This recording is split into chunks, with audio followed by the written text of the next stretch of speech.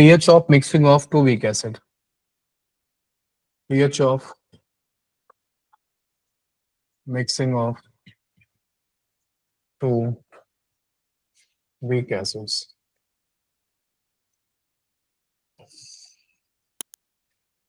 तो दो weak acid हैं, जैसे कि एक है Ha1, एक है Ha2. These are the two weak acids. इसकी concentration C1 mole per litre है, इसकी कॉन्सेंट्रेशन C2 मोल पर लीटर है. दोनों को आपस में मिला दिया गया. इसका डिग्री ऑफ डिसोसिएशन अल्फा है, इसका डिग्री ऑफ डिसोसिएशन अल्फा 2 है. या यहाँ पे अल्फा की जरूरत पड़ेगी नहीं, मतलब परेशान हो जाओगे, है ना. यहाँ पे क्या होगा, इसका डिसोसिएशन कांस्टेंट K1 है, इसका डिसोसिएशन कांस्टेंट K2 है. इन दोनों को आपस में मिला दिया गया, इनको आपस में मिक्स कर दिया गया है. तो अपने को पीएच बताना है ना, इस तरीके से. तो कैसे काम करोगे? ऑब्वियस सी बात है कि 100% डिसोसिएट तो होते नहीं, नॉर्मेलिटी और रास्ता तो नहीं जा सकते कि आप N1 V1 plus N2 V2 upon V1 plus V2 लगा दो, वो तो नहीं लगेगा, है ना. आपको क्या करना पड़ेगा, डिग्री ऑफ डिसोसिएशन पे जाना पड़ेगा, मतलब आपका इसका डिसोसिएशन कंसीडर करना पड़ेगा. तो डिसोसिएशन कंसीडर करते समय आप इस तरीके से आओगे, और जो Ha2 है वो क्या होगा, ऐसे बनेगा. इसमें क्या होगा, C1 वही पहले 0 0, फिर क्या लिखोगे, C1 माइनस एक्स और x और x, है ना. सर मुझे बीच बीच में कंफ्यूजन हो रहा है, कहाँ -x लेना, कहाँ -c अल्फा लेना. लेना ही नहीं है तुम्हें अल्फा. अच्छा, रूल बना लो, अल्फा लिखना ही नहीं है पेन से. cx लिख दे. हाँ x लिखो ना, CF नहीं लिखो, x लिखो ना.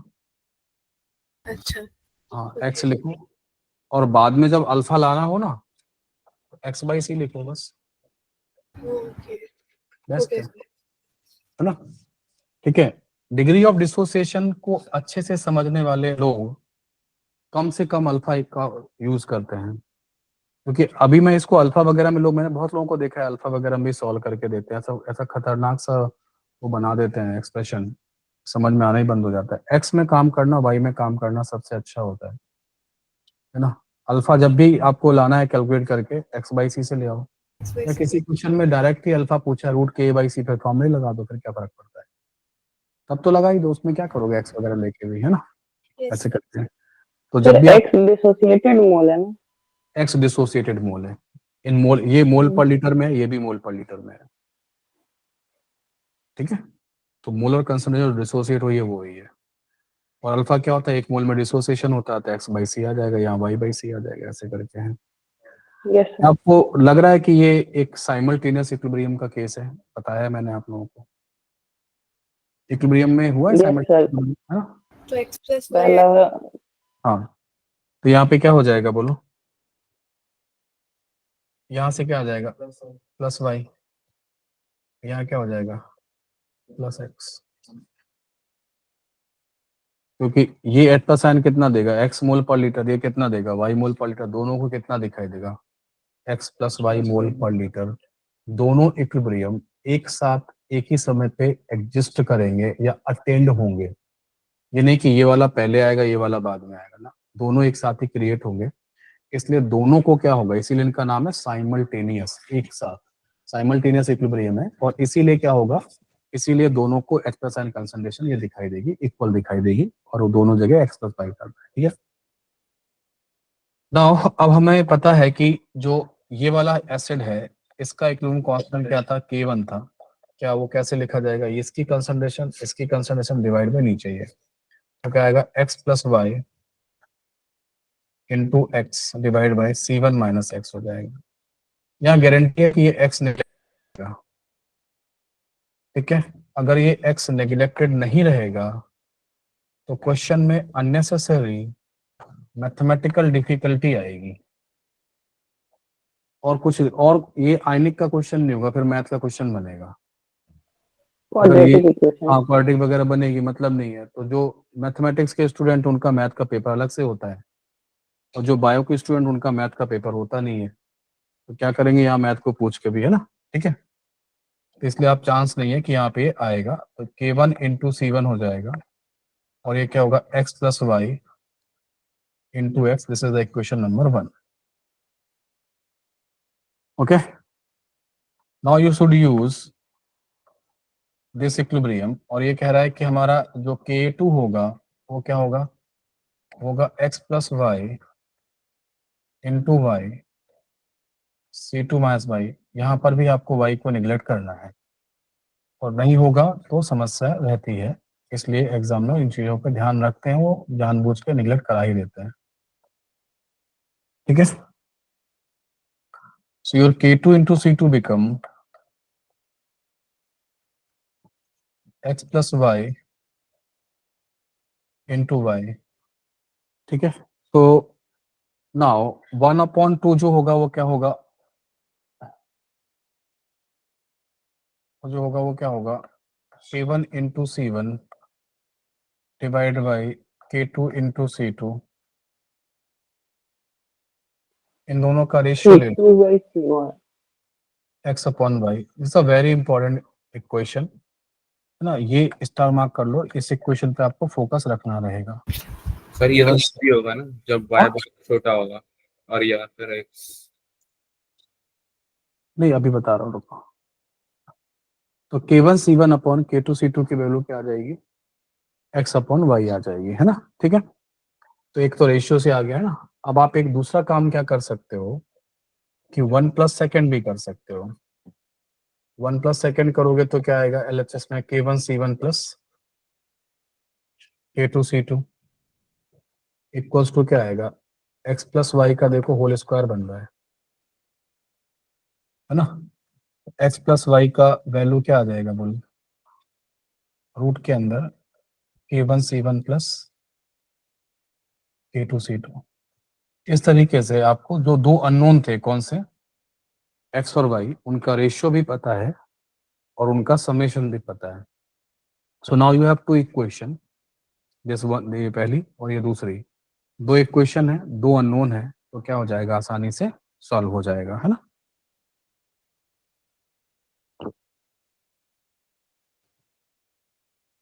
ठीक है. अभी आप देखो यहां से, यहाँ पे कि जो H प्लस आयन था उसका कंसर्न किसके बराबर है, x प्लस वाई के बराबर है, ये सुनो. तो यहाँ पर भी आपने क्या कैलकुलेट किया है, x प्लस वाई. तो यहाँ पे आप इसकी जगह पे क्या कर सकते हैं, H प्लस आयन टोटल कर सकते हैं, और यहाँ पे K1 C1 plus K2 C2 लिख सकते हैं. ये जो आपका H प्लस आयन टोटल जब निकल के आ जाए ना, इसी का नेगेटिव लॉग लेके आप पीएच बता सकते हो मिक्सचर का. कर लोगे, है ना. अब मिक्सिंग ऑफ वीक एसिड के 3 केसेस बनते हैं, है ना. मिक्सिंग ऑफ वीक एसिड के 3 केसेस बनेंगे ना. तो ये मेन आइडिया तो समझ में आ गया ना, कैसे काम होगा पूरा. ये पूरा आइडिया समझ में आ गया, किस तरीके से वर्क करेगा ये पूरा, है ना. ये पूरा समझ में आ गया ना सब लोगों को, ये वाला आइडिया पूरा, है ना, इस तरीके से. अब इसमें भी कई सारे केसेस बनते हैं, कैसे बनेंगे वो केसेस, वो हम लोग काम करते हैं. देखो,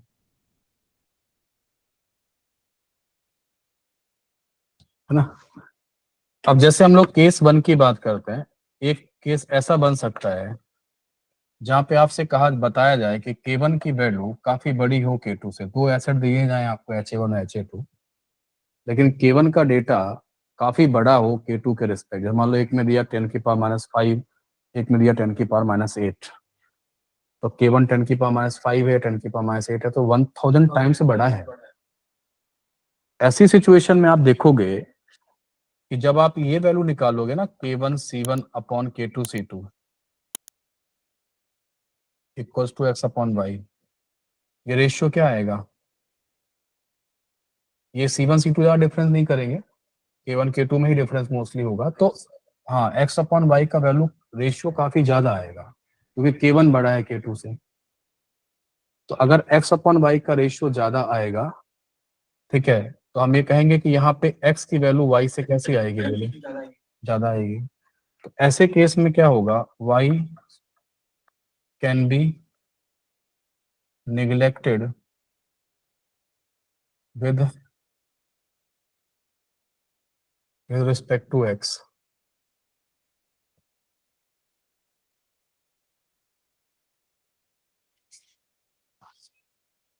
ठीक है, आ रहा है बस समझ में, है ना, इस तरीके से रहता है।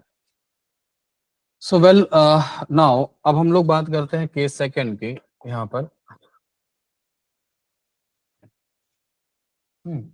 यहाँ पर भी यही हो जाएगा। यहाँ देखो बोर्ड पे, एक मिनट, ये जो x प्लस वाई है ना, इसमें कौन खत्म हो जाएगा?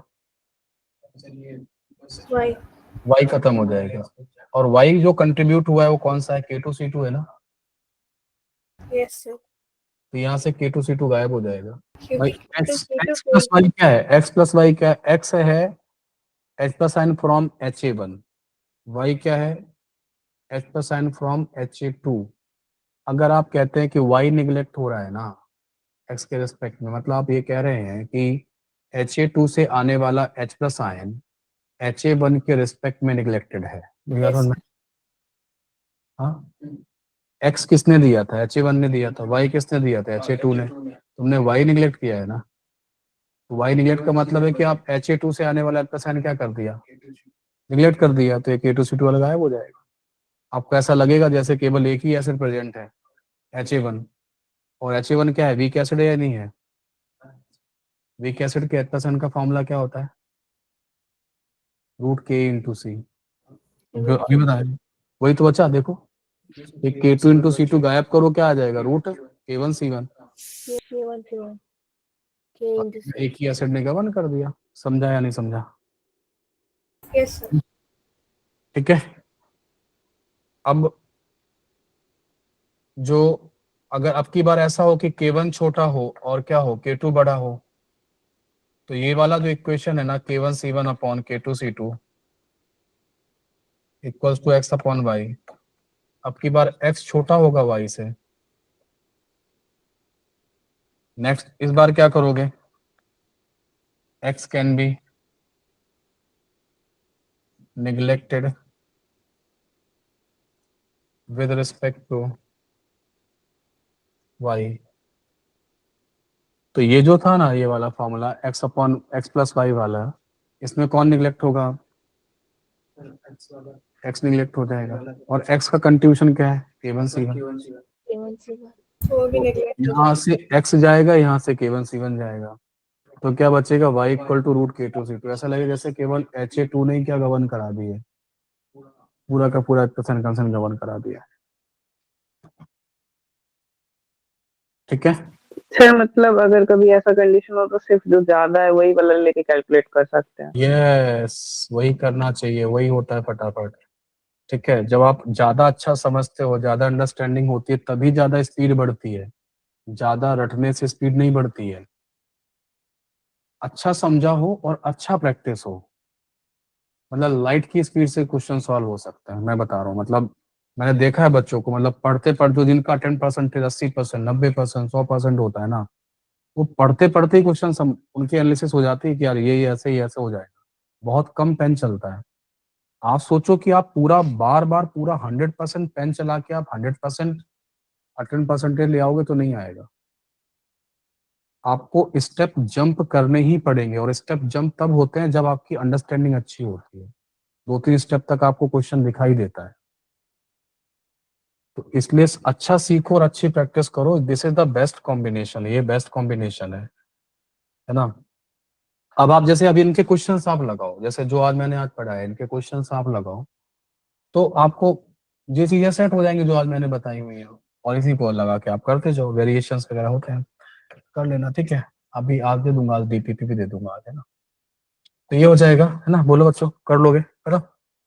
तो एक थर्ड केस और कौन सा बचा है कि K1 और K2 आपस में क्या हो, नियरली बराबर हो।